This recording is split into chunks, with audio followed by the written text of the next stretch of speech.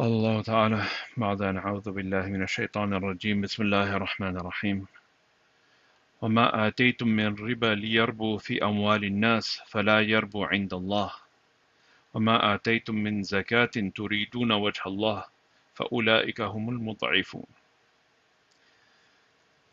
Allah subhanahu wa ta'ala says that which you give in usury in order that it may increase on other people's property has no increase with Allah. But that which you give as sadaqah, zakat, etc., seeking Allah's countenance, has increased manifold. So again, the ayat translation is that which you give in usury in order that it may increase on other people's property has no increase with Allah. But that which you give as sadaqah, as zakat, etc., seeking Allah's countenance, has increased manifold. Usury, interest. Pretty much interest. There's a bigger discussion on exactly what constitutes riba, usury. But these days, mainly interest is the big one that people are involved in. Baad mein batayenge. Note, Mujahid Rahmatullah alayhi says, commenting on this ayah, giving in order that it may increase includes all manner of spending aimed at receiving more or better than what one has spent, whether the spender hopes to have increase in this world or expects to receive bountiful rewards in the akhirah. For in both cases money is spent in order that it may increase.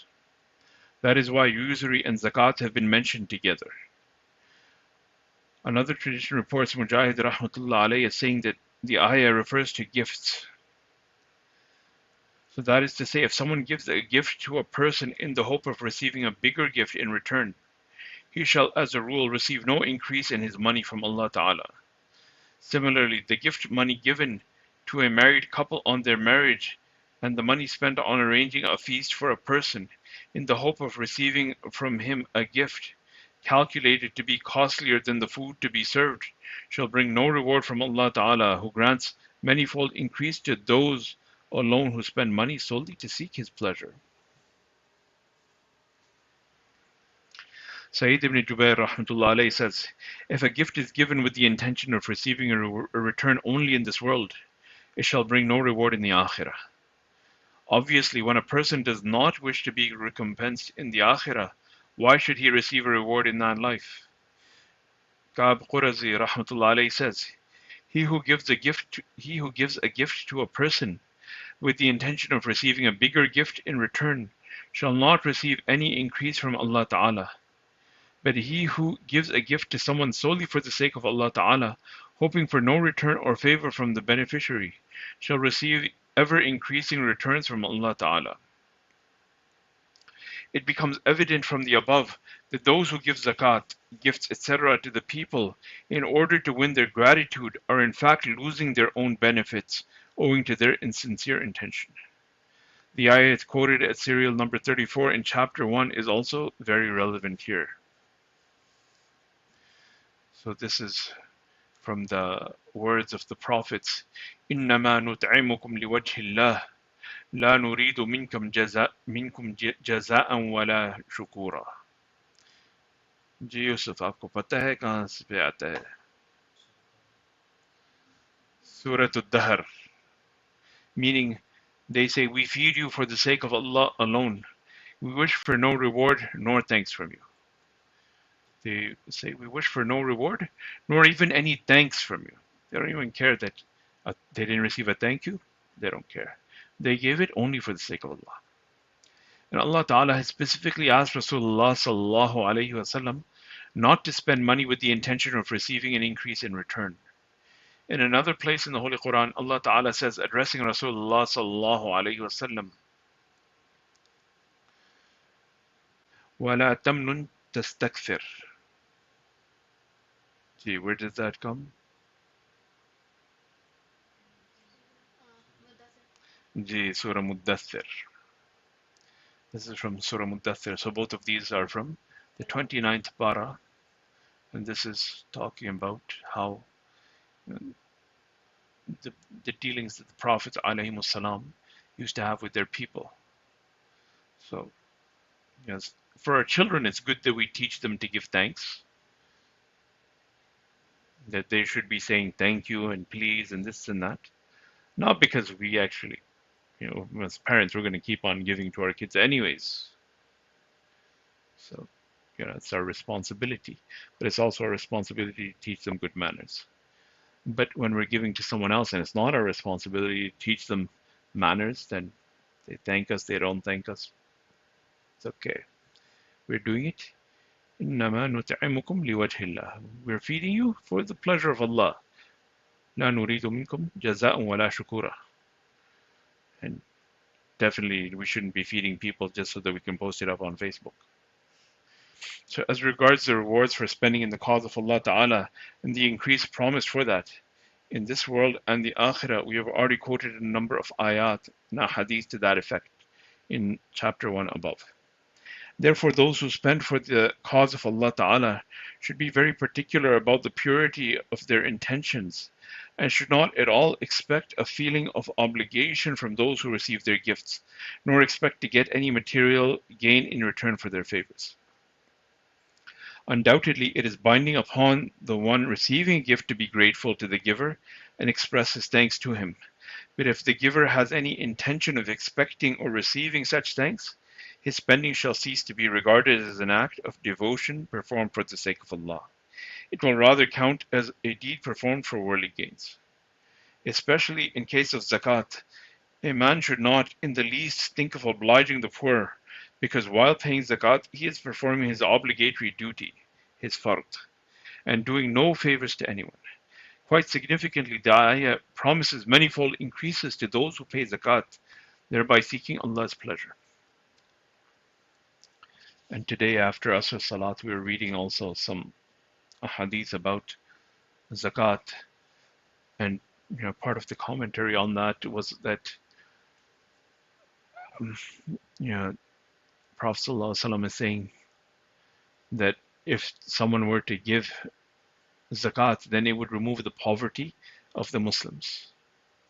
It would remove the poverty of the poor people. And nothing hurts them more than seeing the rich not giving what is due.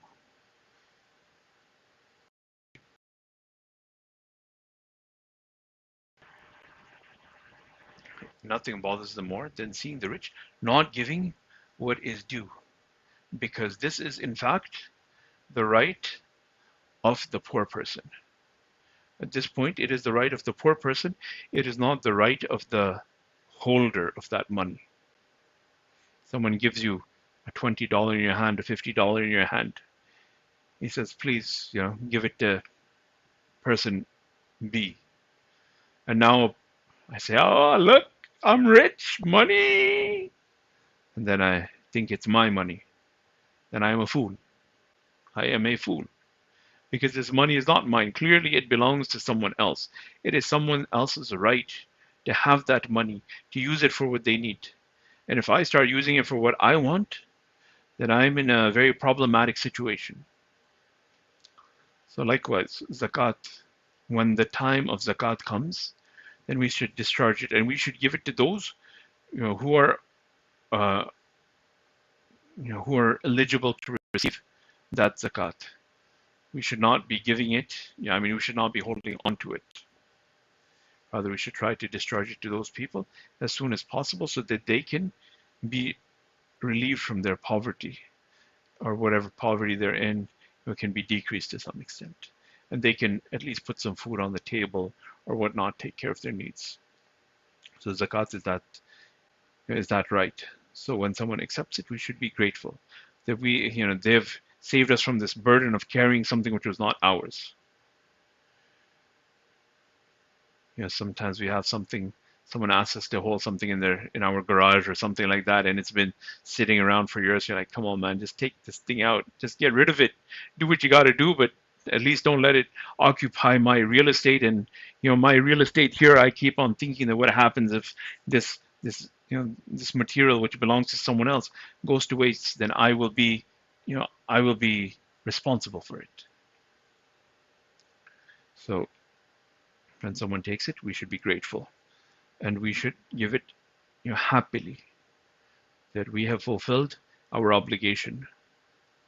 And we should give it with this realization that if everyone were to give the zakat, if everyone were to discharge this obligation which is on us, then the Muslims would be out of poverty, because this is from the wisdom of Allah that He has stipulated this amount.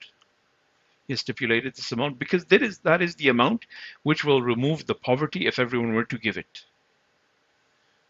It's not difficult on the person who is rich, and it saves the person who is poor. So we should have this conviction that Allah, His knowledge is complete. He knows what He was doing, and He did it with this understanding. And now we just have to come to this understanding as well, and we should rush to give our zakat as soon as the time comes up. So inshallah, may Allah give me first and all of us the tawfiq to discharge our zakat. You find those in our community. We say, but there are people in our community who are eligible to receive zakat. So we should try to find such people and give them, so that they have the right of us giving them preference because they are our neighbors. That is something our family members have right, our neighbors have right. So we should be trying to find them and giving to them. So may Allah give us the tawfiq to discharge this obligation as soon as possible. And if in the month of Ramadan we can do it, inshallah our profits will be increased. Allah give us this tawfiq. Subhanallah bihamdi. Subhanakallah bihamdi.